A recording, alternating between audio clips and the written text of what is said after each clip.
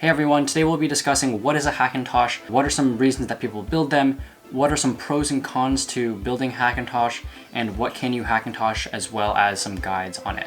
So we'll start with what is a Hackintosh. So a Hackintosh is running macOS on non-Apple hardware. So that could be your desktop or your laptop, for example. It is technically illegal because Apple isn't allowing people to use macOS on other devices other than their own, but Apple isn't very likely to come after you and try to sue you or anything like that for improper use of their software.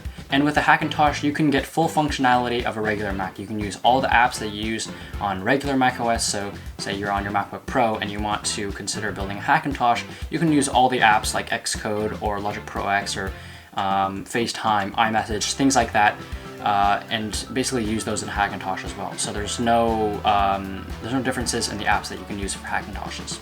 So what are some reasons that people build Hackintoshes? Well, the first reason is that people want to use Apple software. So that's things like Logic Pro X, Final Cut Pro, or Xcode. You can't use those things on Windows. You can't find them anywhere else except for on macOS. That's why people might want to build a Hackintosh.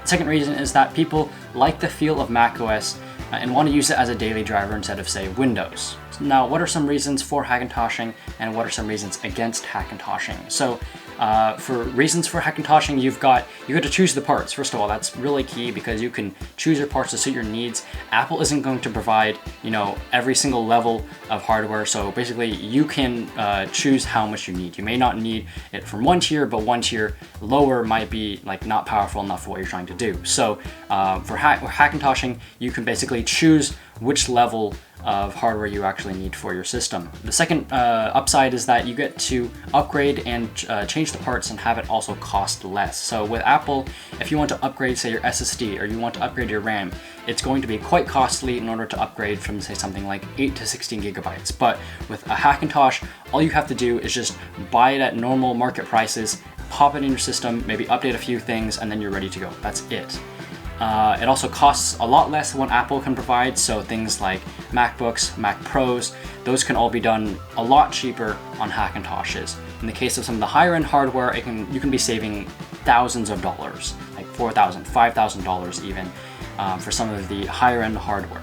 Of course, as I mentioned earlier, you can use any of the native apps that you can find in regular Mac devices on this Hackintosh. So you can use iMessage, FaceTime, iCloud, all that sort of stuff. You can all use that on a Hackintosh. The last reason is that you can dual boot and triple boot, which is something that's a little harder to do on macOS, although you can do it through Boot Camp for Windows.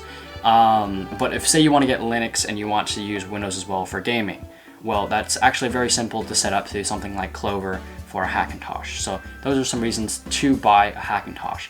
So what are some reasons against a Hackintosh? Well, first of all, as I mentioned earlier, it is technically illegal and against Apple's terms of services. So by doing this, you are technically at a legal risk, but again, as I said, it's pretty safe because Apple isn't very likely to come after you. Another reason against Hackintoshing is that you actually won't get support from Apple for your devices, which maybe will be obvious for a few people, but it isn't for others. And this is obviously because you're not using Apple hardware and you're technically breaking their terms of service, so Apple won't be able to give you support. You can go to online forums and stuff, obviously. You can still ask for help on Hackintosh forums, but Apple itself will not be able to give you any support. Another reason not to buy Hackintosh is that when macOS drops support for Intel CPUs, Hackintoshes will not be able to update to the latest version of macOS. And this is really key for some people because as of today, I think, it was just today that Apple announced that they're moving pretty much all of their chips away from Intel and they're moving them all to their in-house ARM chips for all their laptops and all their desktops too. So it does look very promising and I think it's going to be great, but that does mean that you won't be able to Hackintosh any of the future macOS versions. I'd say probably after about 5 to 6 years. That's probably when Apple is going to drop support for the last Intel CPUs. So I would not expect any more support after that. Another downside to Hackintoshing is that it does require a lot of patience and time. It isn't really a super straightforward process, and there isn't really one guide that can apply to all systems, so it will take a little bit of patience and time on your part. So if you aren't willing to do that and you just want to get up and running, then buying something from Apple is just going to be the most straightforward thing for you to do. Hackintoshes also might not be completely stable, so you do have to take into account that Apple devices are just going to run more stable than Hackintosh is, simply because you're not modifying anything in order for it to work on your hardware. So Hackintoshing does have that little added instability issue. It's not super common, but there is at least more of a much higher chance of it being unstable than, say, a real Mac.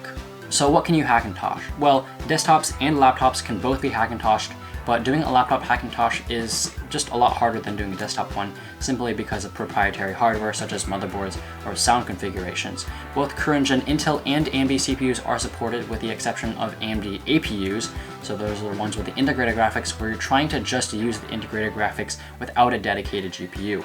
It will work with a dedicated GPU to display video out, but if you're trying to use the integrated graphics, it will not work with macOS, period.